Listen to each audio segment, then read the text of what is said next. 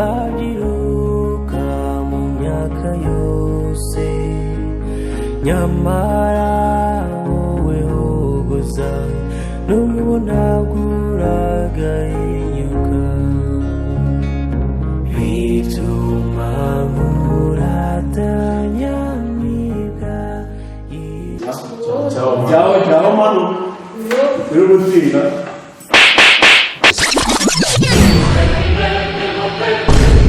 Jesus is Lord.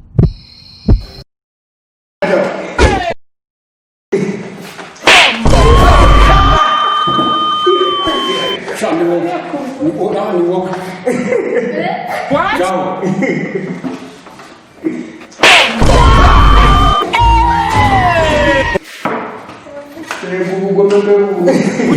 Man, ibintu birimo n'inzika tubyore.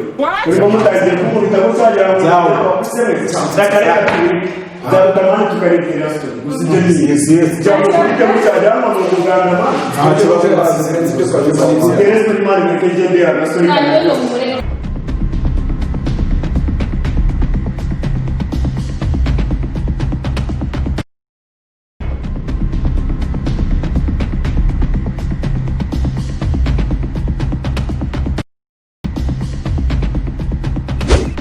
Urumva man, ngenda gakomagura tapansi zimwe zitarozana. Ikize man njye kubona mukuzi ibyo bintu. Simani mwende, njye ni mutiri namukusoye rimwe by'intango rugero man, ni bitinda. Urumva? What?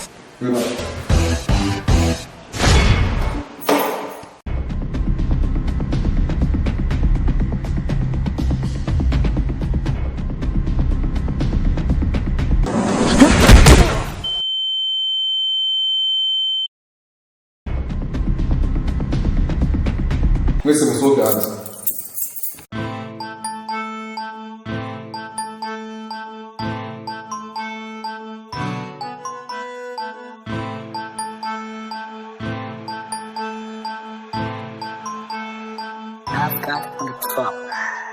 genda gake genda gake genda gake bitaraburiza genda gake genda gake genda gake bitaraburiza genda gake genda gake genda gake bitaraburiza genda gake genda gake genda gake bitaraburiza nyuma y'igihe ngo wanze kumva sha ugira inama ngo utaraburiza none utangiye gukotera amahudu yose buryo urazwi umuhungu waraburije umwe wishyira hejuru nta Muzi impamvu mbazanye hano?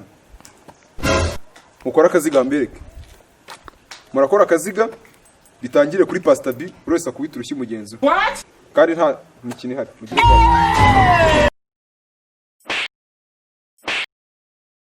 Pastor B, urana utangire urugero. Ndakubita urushyi ruco kuri radio. Nta soni. Abandi mwese ukubitane gutyo. Jesus is Lord. Animatrice we, animatera arapfuye.